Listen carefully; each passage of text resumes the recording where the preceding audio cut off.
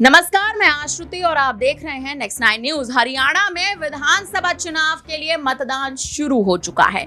1034 प्रत्याशी जो हैं वो इन 90 विधानसभा सीटों पर अपनी किस्मत का जो फैसला करने जा रहे हैं। कुछ बड़े चेहरे हैं, भूपेंद्र हुड्डा को ले लीजिए, कुमारी शैलजा, नायब सिंह सैनी, विनेश फोगाट, ये वो बड़े चेहरे हैं जो हरियाणा की राजनीति में इस बार लगातार चर्चाओं में है।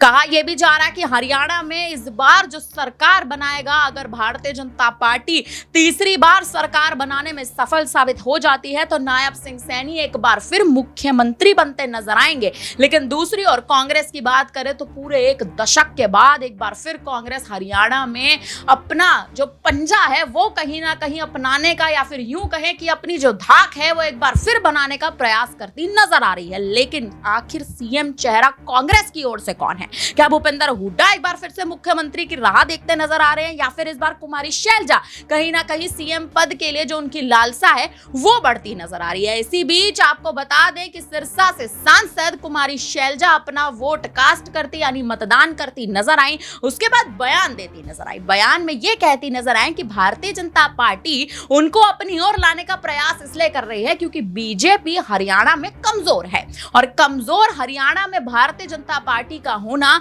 इस बार नायब सिंह सैनी के लिए मुश्किलें खड़ी कर रहा है। और इसी के चलते जो स्ट्रॉन्ग कैंडिडेट है, या फिर यूं कहे कि जो पार्टी में मजबूती डाल सकते हैं, कुमारी शैलजा पर दांव चलने के लिए मनोहर लाल खट्टर, नायब सिंह सैनी बड़े दांव चल रहे हैं।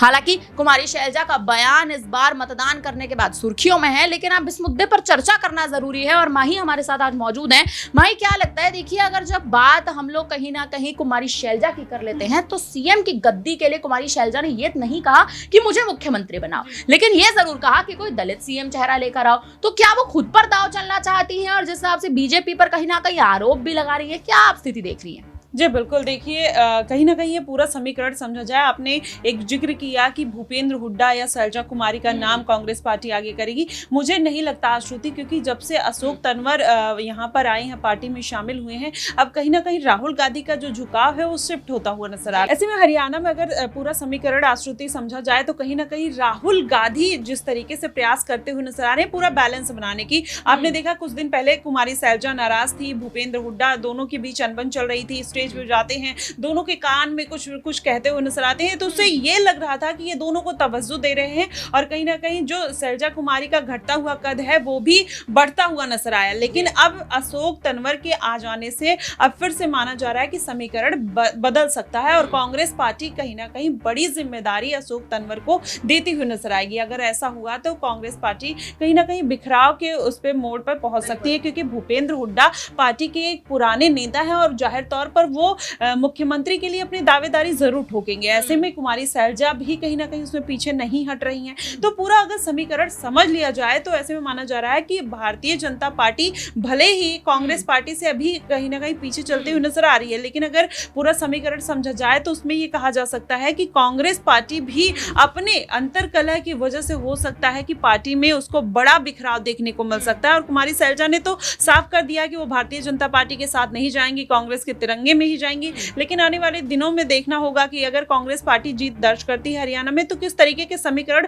बनेंगे। और ये देखना दिलचस्प भी होगा कि आखिरकार हुड्डा को ये पूरी कमान सौंपी जाएगी या कुमारी शैलजा को, या अशोक तंवर जिस तरीके से राष्ट्रीय अध्यक्ष पार्टी के रह चुके हैं। तो ऐसे में कहीं ना कहीं अब 3 कैंडिडेट और उसमें रणदीप सुरजेवाला का भी नाम सामने आ रहा है। तो अब हुड्डा परिवार में ही मुख्यमंत्री के लिए इतनी होड़ मची है, ऊपर से सुरजेवाला है, शैलजा कुमारी है, अशोक तंवर है। तो ऐसे में कहीं ना कहीं कांग्रेस हर तरफ से फंसती हुई नजर आ सकती है। कांग्रेस हर तरफ से फंसती हुई नजर आ सकती है, लेकिन देखना यह दिलचस्प है कि आखिर कांग्रेस अगर हरियाणा में इस बार बहुमत साबित करती नजर आएगी तो सीएम की गद्दी पर आखिर कौन सा वो बड़ा चेहरा है जिस पर कांग्रेस आला कमान यानी हरियाणा कांग्रेस आला कमान देख लीजिए, या फिर राहुल गांधी, मल्लिकार्जुन खड़गे, सोनिया गांधी, आखिर किसे हरियाणा में सीएम की गद्दी सौंप सकते हैं? फिलहाल अब इस पर आप क्या कहेंगे? आपको क्या लगता है कि हरियाणा में कांग्रेस की सरकार बनती नजर आ सकती है या नहीं? कुमारी शैलजा के खास तौर पर इस बयान के बाद आप हमें अपनी राय कमेंट करके जरूर दीजिएगा। बने रहिए हमारे साथ तमाम बड़ी खबरों के लिए, देखते रहिए नेक्स्ट 9 न्यूज।